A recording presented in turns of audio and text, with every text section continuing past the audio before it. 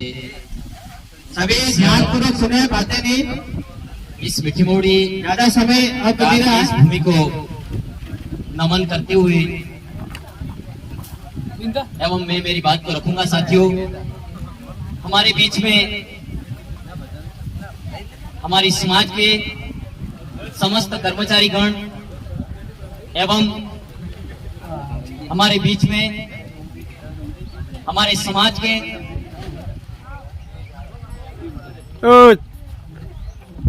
बहुत बड़े व्यापारी कह सकते हैं, इस चीज को हम मान सकते हैं, भाई श्री मान सिंह जी पधारे हैं, हमारे समुदाय के हैं, इसलिए आज यहाँ हमारे बीच में उपस्थित हुए हैं। हम बहुत गौरवान्वित हैं एवं बहुत बड़ी खुशी की बात यह है कि इस मिट्टी मोड़ी गांव में जो हमारे कर्मचारी गणों ने जो ये गेम्स का बीड़ा उठाया और कर्मचारियों के साथ में सामाजिक कार्यकर्ताओं ने कंधे से कंधा मिलाकर हमारी बहन पुष्पा जी एवं समस्त यहाँ की बहनें कार्यकर्तागण को इस क्रिकेट प्रतियोगिता में आगाज से समापन तक आपने बहुत बड़ा अपना योगदान दिया है। मैं इस समापन के मौके से आपको बहुत बहुत जोहार धन्यवाद ज्ञापित करता हूं। साथियों, जो ये इस कार्यक्रम को टूर्नामेंट को करवाया, इस उपलक्ष्य से हमें यह साबित होता है कि हमारे समाज में एक सामाजिक एकीकरण का एक नया संदेश प्राप्त होता है यहां से, ऐसा हमें अनुभव हो रहा है। साथियों, हमें खेल के माध्यम से हमारे सामाजिक एकीकरण को बढ़ावा मिलता है और खेल से हमारे शारीरिक, मानसिक, बौद्धिक एवं समग्र शरीर का स्वास्थ्य का विकास होता है। साथियों, और हम जिस तरीके से गांवों गांवों से और हमारे आस पड़ोस के गांव जैसे अदर कास्ट भी है, हम किसी कौम का यहाँ उल्लंघन और किसी राजनीतिक पार्टी का उल्लंघन नहीं करेंगे। हम उस यहाँ जनरल स्वागत करें। मेहमान इसी कारण बात है, उनका हार्दिक स्वागत, अपना स्थान ग्रहण करें।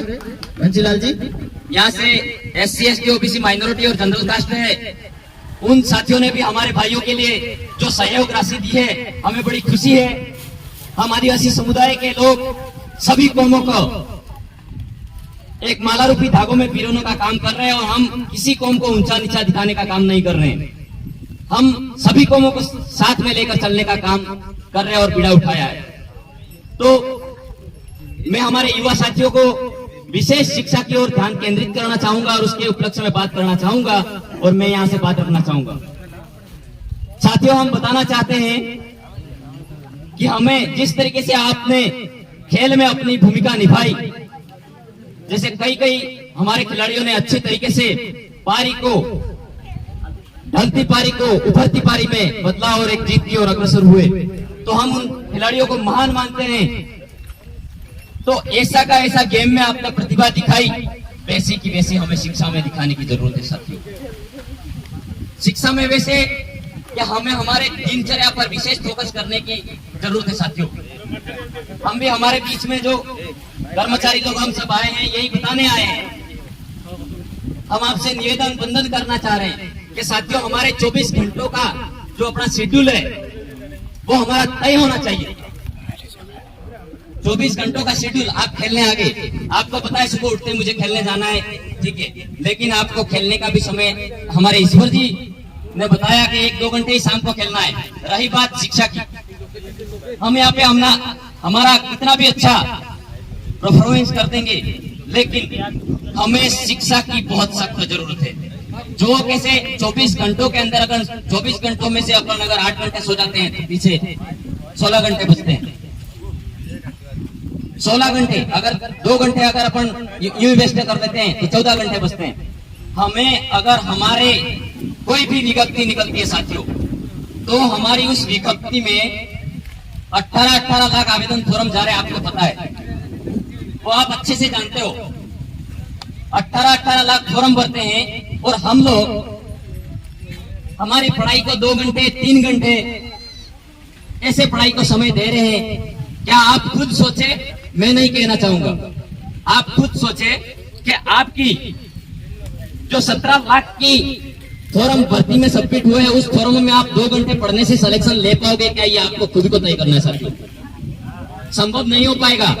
आपको अगर आपके 17 लाख फॉर्मों में आपका नाम दाखिला करवाना है बोर्ड के द्वारा, तो आपको 16-16, 15-15 घंटे एक जगह बैठ के और अनुशासित तरीके से और सिलेबस के अकॉर्डिंग, और सिलेबस में कितने पार्ट है उस भागों के सब रजिस्टर आपके पास में होने चाहिए। और जैसे कोई मजदूर 10 बजे से 5 बजे तक निरंतर मेहनत करने के बाद 2-3 साल में अच्छा ठेकेदार बन जाता है, पारंगत काम का संचालन करने वाला बन जाता है, वैसे हम लोगों को पढ़ाई में 8 बजे से या 10 बजे से लगा के शाम को 5 बजे तक हमें, और रात को 8 बजे से 12 बजे तक 15-16 घंटे नियमित अनुशासित तरीके से मेहनत करेंगे शिक्षा में, तो हम 17 लाख फॉर्म में अपना दाखिला नाम हासिल करवा पाएंगे, नहीं तो हम रोल नंबर नहीं छपवा पाएंगे। साथियों,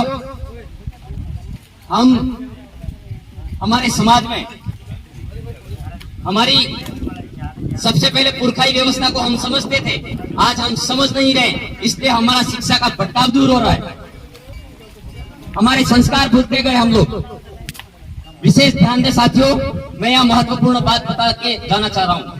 जैसे हमारे वाले पहले पुरखे बाप दादा किसी बात को कह देते थे, हमारे वाले युवा साथी उनके सामने पीना बैठना तो ठीक है, खाट पे भी नहीं बैठते थे, इतनी इज्जत थी, मान मर्यादा थी। हमारे बाप दादा और बड़ी काका कुटुंब ने किसी ने कह दिया तो कोई पास में जैसे लाइन पर बैठे थे, हमारे वाले भाई उनके समक्ष नहीं बैठते थे, ऐसी व्यवस्था थी हमारी। हमारे वाले जो युवा साथी है, मैं उनसे विशेष कहना चाहूंगा, आजकल हमारे वाले भाई बाप के बराबर एक गुट ये मारता, एक गुट ये मारता, ऐसे मारते हैं लोग। एक बीड़ी का टूटा एक बाप बेटा खींचेगा और बाप खींचेगा, ऐसे खींचते हैं। पहले मान मर्यादा थी, दारू तो ठीक, लेकिन अनुशासित तरीके से जो बाप कहता था वो बेटा मानता था। हमारे पिताजी को हमें गलत ठहराने की जरूरत नहीं है, गलत हम है। हमारे पिताजी मजदूरी करने के बाद भी हमें शिक्षा देते हुए 10वीं 12वीं पढ़ा लिखा, हमारा फर्ज बनता है कि हम हमारे समाज को किस तरह से आगे बढ़ाते हैं,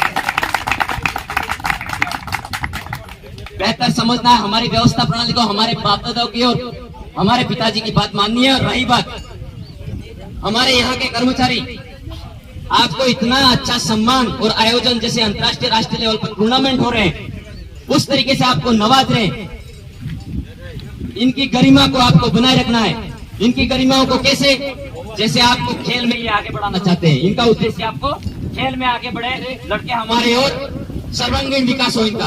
पुलिस की भर्ती में, आर्मी की भर्ती में, अच्छी भर्ती में हमारा सिलेक्शन दाखिला करवाए, यूं करके आपके लिए तन मन से सामाजिक लीडर है और कर्मचारी लोग आज कंधे से कंधा मिलाकर खड़े हैं आपके सामने।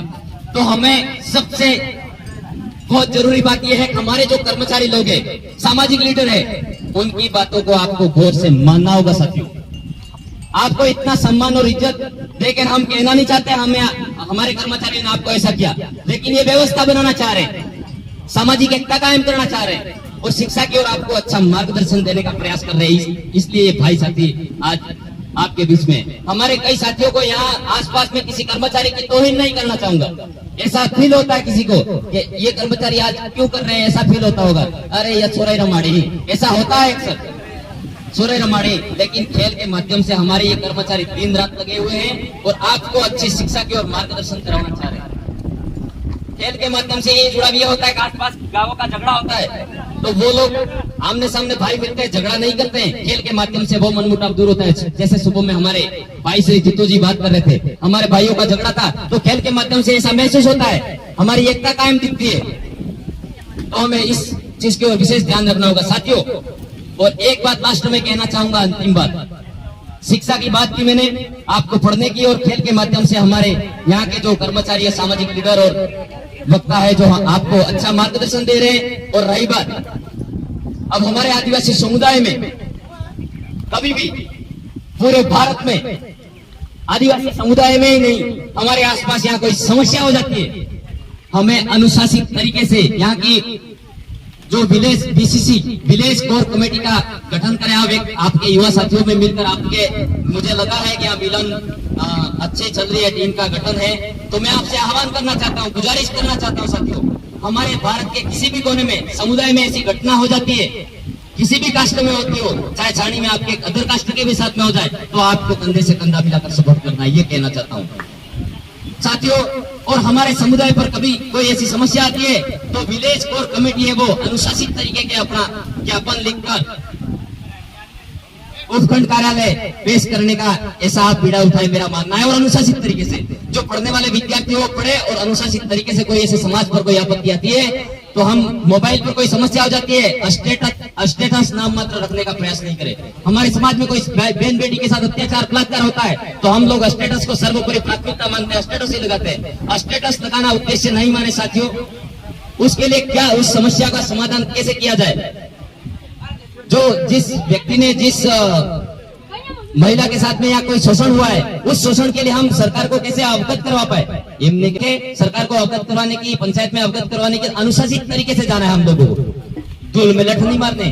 तो हमें ये विशेष जरूरत है, आजकल हमें पेन चलाने की जरूरत है। इस तरीके से हम अंजाम देंगे तो हमारे समुदाय में पग पग पर कोई समस्या उठती है तो समस्या का निराकरण हम कर पाएंगे साथियों, ये बात मैं कहना चाहता हूँ।